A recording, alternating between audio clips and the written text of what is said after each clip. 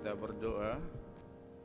Damai sejahtera Allah yang melampaui segala akal, itulah yang memelihara hati dan pikiranmu di dalam nama Tuhan kita Yesus Kristus.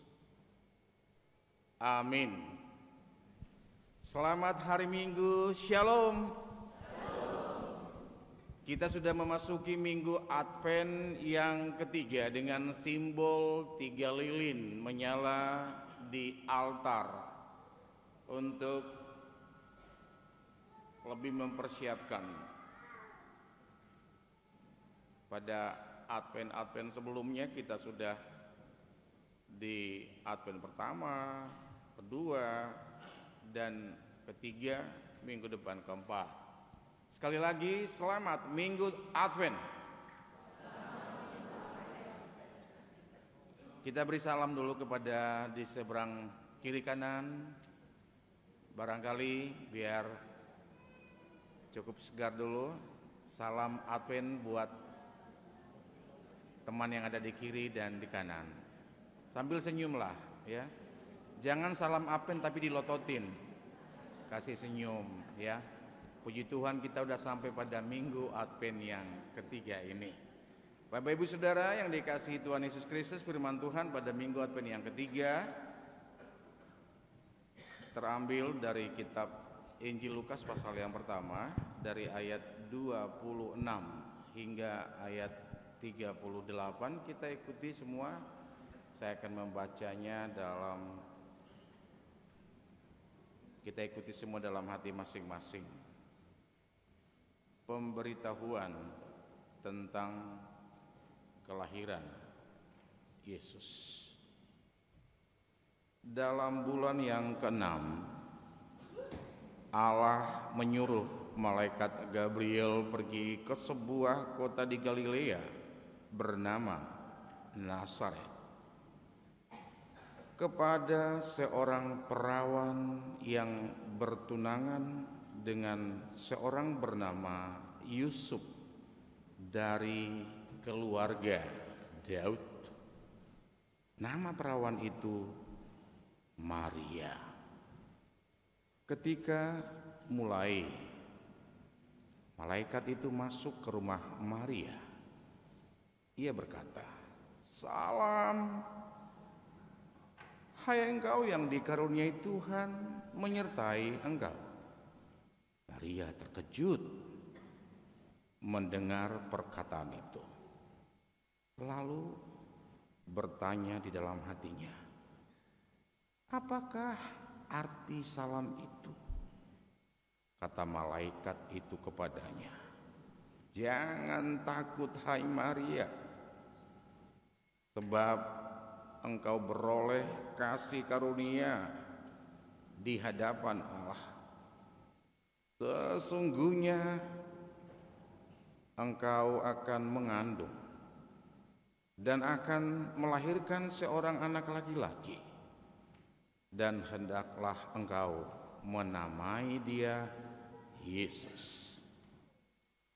Ia akan menjadi besar dan akan disebut anak Allah yang Maha Tinggi, dan Tuhan Allah akan mengaruniakan kepadanya tahta Daud bapa leluhurnya. Ia akan menjadi raja atas kaum keturunan Yakub sampai selama-lamanya, dan kerajaannya tidak akan berkesudahan."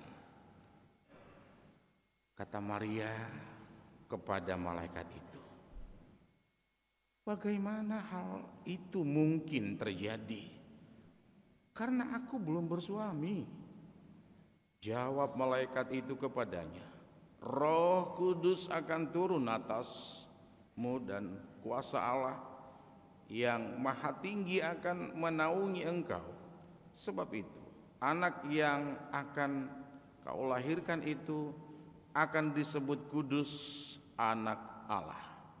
Dan sesungguhnya Elisabet sanakmu itu, ia pun sedang mengandung seorang anak laki-laki pada hari tuanya, dan inilah bulan yang keenam bagi dia yang disebut mandul itu. Boleh kita baca ayat 37 semuanya?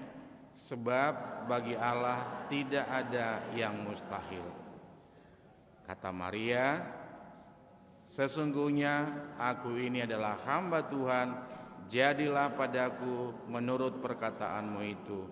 Lalu malaikat itu meninggalkan dia. Demikian pembacaan firman Tuhan.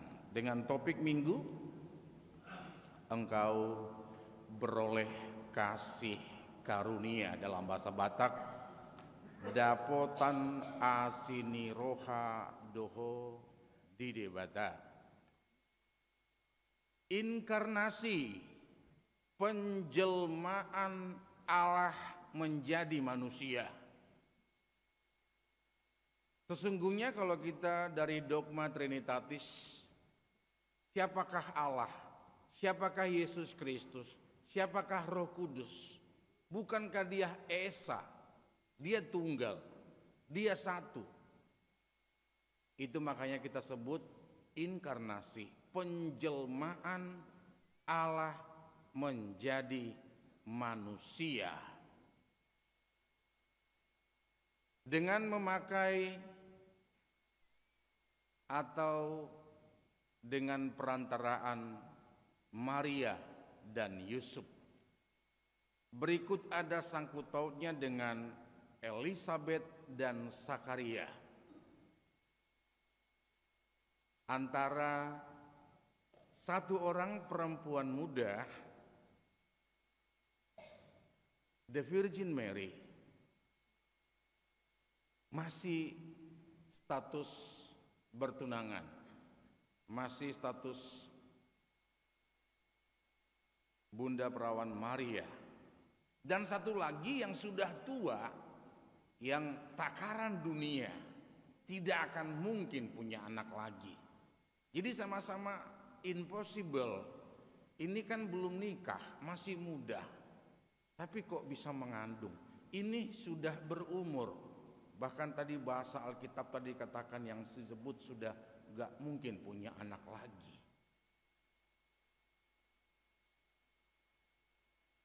Tapi bagi Tuhan tidak ada yang mustahil. Itulah yang melatar belakangi Lukas 1 ayat 37. Siapakah sebenarnya Maria ini? Siapa sebenarnya Elisabet ini? Dia bukan siapa-siapa sih sebenarnya. Tinggalnya aja di desa, di Nazaret. Boleh dikatakan masyarakat biasa-biasa saja, gak masuk dalam nominasi, tidak diperhitungkan. Tapi memang ada satu yang menarik, keturunan Daud. Boleh diulang? Keturunan Daud. Memang kita tahu Sakaria 9 ayat 9 sudah dinubuatkan. Siapa yang hafal Sakaria 9 ayat 9? Saya lebih pasti bahasa Bataknya. Ini liturgi mama saya waktu masih cantik, masih muda. Dia selalu melomar liturgi kaina Kamis. Sakaria ayat siaima yau. Maria iya situ mahole burusilon. Marolo puluk maho. Narul merajang tu mapotho nasirep dorohana. Jalan marsyudu di salude dohoti anak ni halude. Ina gitu ya. Siapa sebenarnya Elisabet? Dia keluarga Malim. Tinggal di sinagoge. Jadi dari segi status mereka agak berbeda. Kalau Maria ini bisa dikatakan ya kaum yang biasa-biasa saja. Kalau Malim Eli, Malim Sakarias maksud saya, dia tinggal di sinagoge. Maria Yusuf akan dianugerahi Yesus Kristus, dan Elisabet Sakarias akan dianugerahi seorang Yohanes Pembaptis. Selang berapa bulan tadi Amang Inang? Hanya 6 bulan. Begitu malaikat itu memberitahukan kepada Maria sanakmu Elizabeth itu juga mengandung 6 bulan lamanya. Berita sukacita kepada Maria, berita sukacita kepada Elizabeth, berita sukacita kepada gembala, malaikat Gabriel. Kita waktu sering ini dibuat suatu drama. Gabi-gabian maho, tubuhan anak maho, bahenomu magwarna Yesus. Ada apa sebenarnya dengan rencana Tuhan? 6 bulan lamanya duluan lahir Yohanes Pembaptis. Bahasa Batak dikatakan si Yohanes Pembaptis itu sitotas nambur, perintis, dan perlu bagi kaum perjanjian lama legalitas keimamam seorang Sakarias. Persiapkanlah jalan bagi Tuhan. Argumentasi yang boleh kita katakan dengan memakai Elizabeth dan Sakarias untuk mempersiapkan jalan perintis bagi malaikat untuk mempersiapkan jalan kepada Tuhan. Malaikat Gabriel, ya, dengan mengepakkan sayapnya, ya, dengan mengepakkan sayapnya. Salam, hai engkau yang dikaruniai, Tuhan menyertai engkau. Shalom, tabe madihamu, greetings. Terjemahan aslinya kairo, to rejoice, be glad. Maria terkejut, respon Maria, apa arti salam itu? Malaikat, jangan takut hai Maria, sebab engkau beroleh kasih karunia. Dan intinya di ayat 31 sampai 33 tadi kita udah baca. Maria dengan respon argumentasi, ada dialog, ya. Bagaimana mungkin itu terjadi? Bahasa Batak lebih enak, ya. Mungkin memang Tinambunan masih lahir, atau bagi kita yang lahir di daerah, aiso adong rupi hutada bawa. Itu analogi yang sangat luar biasa itu. Tunggu dia mamasai, dan adong rupi hutanda bawa. Begitu ya. Itu mengatakan saya masih virgin, saya masih gadis. Masa sih gitu ya. Tapi malaikat menguatkan lagi. Sebab bagi Allah tidak ada yang mustahil. Bagi Tuhan tak ada yang mustahil. Bagi Tuhan tak ada yang tak mungkin. Mujizatnya disediakan bagiku, ku diangkat dan dipulihkannya. Bisa diikuti? Ku yakin saat kau berfirman, ku menang saat kau bertindak. Hidupku hanya ditentukan oleh perkataanmu.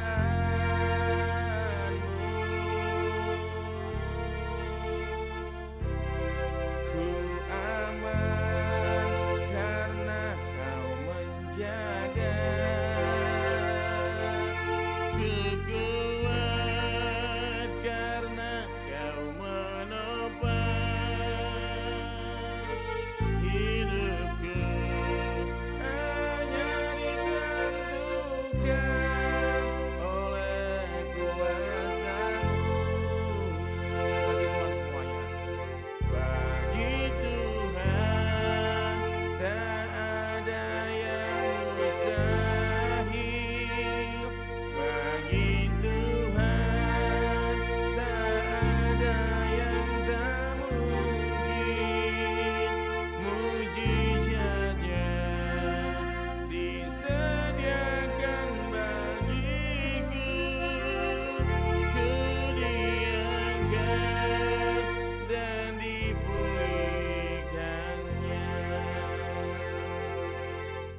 mujizatnya disediakan bagiku, ku diangkat dan dipulihkannya. Yang menarik di sini Bapak Ibu, closing statement dari seorang Maria ada di ayat 38. Sesungguhnya aku ini adalah hamba Tuhan, jadilah padaku menurut perkataanmu itu.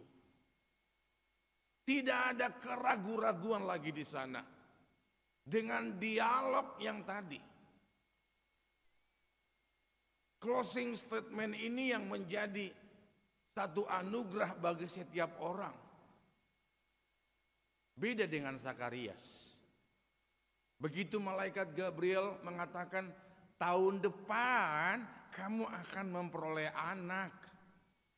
Zakarias, yang bener aja, saya kan udah tua. Apa hukuman yang ragu-ragu? Zakarias sempat bisu kan, sampai kelahiran Yohanes Pembaptis. Dia bisa kembali berbicara dikala orang bingung, ini anak namanya siapa? Lalu dia mengambil ibarat pulpen, tapi enggak pulpen sih. Ditulis siapa nih nama anak? Yohanes. Malah Elizabeth, masa sih saya udah tua gini masih punya anak gitu ya. Tapi itulah dua pribadi yang berbeda.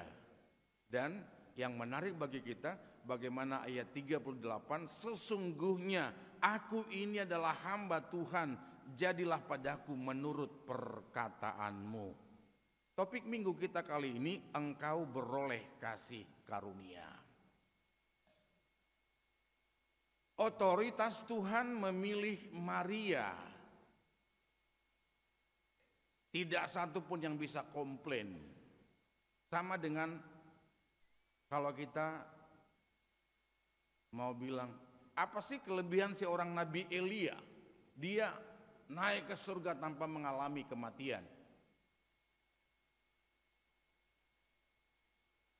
Jawabannya adalah otoritas Tuhan. Apa keistimewaan Maria?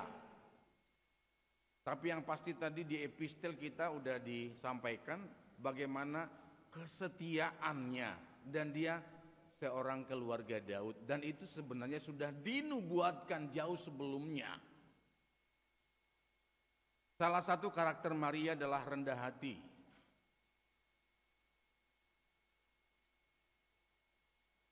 Tuhan yang menarik di sini juga, Tuhan memakai perempuan, perhitian atau sarana akan kelahiran juru selamat. Walaupun saat itu dan mungkin juga kalau dalam Persi Batak sampai sekarang kan masih kelihatan Raja Perhata Halak Batak. Sejauh ini saya belum pernah tahu perempuan, selalu laki-laki ya, Raja Perhata ya. Dan saat itu jika si perempuan mau berbicara, toima pasoma marnapura majohi sih, begitu. Mardibam majohi nang, begitu ya. Jadi Tuhan memakai sarana perempuan ini biar tidak selalu dinomorduakan oleh laki-laki. Saat itu memang budaya patriarkalis itu masih kental sekali. Tuhan mau memakai, bisa saja Tuhan melalui cara yang lain, tapi Tuhan memakai Maria. Sama dengan dikala Yesus bangkit pertama, siapa yang lebih tahu pertama sekali mengetahui bahwa Yesus sudah bangkit? Maria atau siapa? Para perempuan juga kan. Gak tahu laki-lakinya pada kemana, pada tidur kali, ketakutan kali ya. Nah ya itulah privilege-nya seorang perempuan ya. Tuhan memakai ya, Tuhan memakai sosok perempuan ini. Dan fakta itulah mungkin ya yang boleh kita acung jempoli ya. Layaklah ada privilege seorang perempuan, ibu jari ada tapi bapak jari nggak ada, betul nggak ya? Kata orang begitu. Ibu kota ada tapi bapak kota nggak ada ya. Kita ikhlakan aja lah, kita laki-laki ya, kita nggak ada di sana ya. Yang pasti ya, bagaimana Dapotan Asini Roha. Tadi juga saya kutip tadi, ini Sola Gracia ya tadi ya. Saya mengutip satu syair Bahen Mahami Gabe Parasiroha tadi ya. Engkau beroleh kasih karunia dapotan Asini Rohani di Batamamu. Nah, Bapak Ibu Saudara yang dikasihi Tuhan Yesus Kristus, bagaimana Advent yang ketiga ini membuat kita semakin membuka diri dan tidak hanya ya rutinitas belaka ya. Ada poin-poin yang kita dapat marhite barita mardongan poda, bahasa Batak barita mardongan poda, tudus-tudus atau aplikasi khotbah kita saat ini. Sebagaimana malaikat Gabriel menjumpai Maria dan Elizabeth, satu waktu satu keluarga dijumpai mystery guest, tamu yang boleh dikatakan masih misteri. Siapa ini tamu? Biasalah dipencet bel, ting ting. Nah, di dalam ada satu keluarga, ada suami, katakan nama suaminya Budi, ya, ada nama Budi di sini, ya. Istrinya bernama Nur atau Cahaya, ya. Dan anaknya bernama Bagas. Ya, suami, istri dan anak. Begitu biasanya kan si ibu langsung bergegas kalau tek tek tek atau bunyi lonceng, siapa ya? Ada keperluan apa ya, Pak? Nah, tamunya itu ada 3 orang. Ya, nanti akan saya tanya ya, paling belakang, paling pojok. Tamu si A, si kekayaan. Tamu si B, si kehormatan. Tamu si C, namanya si Valentino, si hari kasih sayang. Ya. Nah, tamunya kan ada 3 orang nih. Jadi tamu itu memperkenalkan kepada nyonya rumah. Ini kami ada 3 orang, Bu. Ya, menurut ibu siapa yang layak masuk ke rumah ibu? Si istri buru-buru, agak unik nih tamunya, kok ada 3 orang tapi berbeda tipe gitu ya. Bergegas ke dalam, lalu mereka berdiskusi di rumah, di dalam. Pak, ada tamu aneh loh Pak, di luar. Si A tadi, siapa tadi paling belakang Amang Inang? Predikat si A. Si A, si B, si C, Valentino, si kasih sayang. Oke, diikutin ya. Mereka diskusi, si bapak bilang, si B aja lah, si kehormatan lah. Biar saya lebih terhormat lagi di komplek ini, kata si bapak. Kamu kurang hormat apa lagi, kata si ibunya. Biasanya si ibu lebih dominan kali ya. Nah, lalu si ibu, jangan si kehormatan lah, si kekayaan lah. Saya masih mau beli tas branded tuh, kemarin ada tetangga tuh, cakep tuh tasnya. Nah katanya masih berlian. Ntar saya pakai arisan dulu, arisan orang-orang elit, orang-orang yang satu komunitas, yang satu lingkaran sama kita, satu circle katanya. Di kekayaan lah, biar kita healing dulu, healing keliling Eropa, emak keliling Eropa healingnya. Kita ke puncak aja healing udah enak ya, ya makan enak lah, si kekayaan lah. Wah, si anak langsung komplain, bapak ini gimana? Kurang hormat apa lagi sih Pak?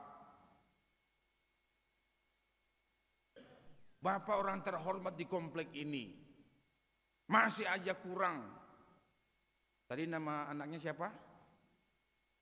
Si Valentino, ya. Si ibu juga bilang, Bu, apalagi sih Bu? Ini rumah udah kayak istana, fasilitasnya bagus, perabot-perabot mewah, barang-barang bagus. Bapak mamanya pada kaget. Ini tiba-tiba si Bagas ini si Valentino ini kok ini banget ini, agak vokal dia pada saat itu. Yang kurang di rumah inilah si kasih sayang. Kalian sibuk dengan urusan kalian, sibuk dengan segala aktivitasnya. Saya kesepian di rumah ini, kata si anaknya. Kali ini janganlah si kekayaan yang masuk, janganlah si kehormatan. Si Valentino lah, si kasih sayang lah. Pandang-pandangan antara suami dan istri. Ya udah deh, kali ini kita mauin dulu si anak. Terus mereka menghampiri tamu yang ada di teras. Bapak-bapak, maaf kami agak terlambat. Kami sudah diskusi di dalam. Kesimpulannya, yang layak masuk ke rumah ini adalah si C. Berarti siapa? Si kasih sayang. Tapi anehnya, oh begitu ya. Begitu si C udah direkomendasi masuk, si A dan si B ngikut dari belakang. Sebentar dulu, tadi kan sudah sepakat si C yang masuk. Bapak, Ibu, dan juga sang anak, benar si A dan si B ini sebenarnya tunanetra. Dia nggak bisa melihat apa-apa. Tanpa saya mereka nggak bisa berbuat apa-apa. Jadi kalau mereka nanti tinggal di situ kan kasihan. Saya harus menuntun mereka. Oh begitu. Ya udah silakan masuklah, katanya. Esensinya adalah kekayaan dan kehormatan tanpa kasih sayang adalah buta. Bapak Ibu Saudara yang dikasihi Yesus Kristus, di Advent yang ketiga ini, bagaimana kita menerima atau dapotan asini rohani di bata, ya, dengan mengedepankan kasih sayang.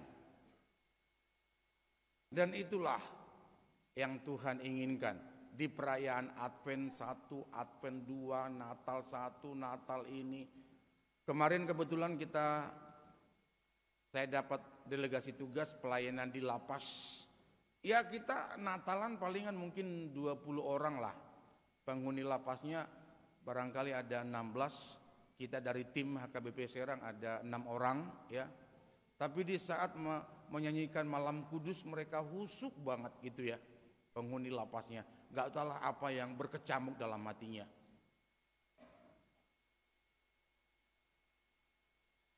Beroleh kasih sayang, engkau beroleh kasih karunia, dapotan asini rohani di batado, dengan sosok Maria yang selalu mengedepankan kuasa Tuhan dalam kehidupannya. Sosok Elizabeth juga demikian. Dan firman ini memberikan satu pesan dalam kehidupan kita. Bagaimana kita akan dihadiahi anugerah dengan mengedepankan kasih yang dari Tuhan senantiasa mewarnai kehidupan kita. Setuju, katakan amin.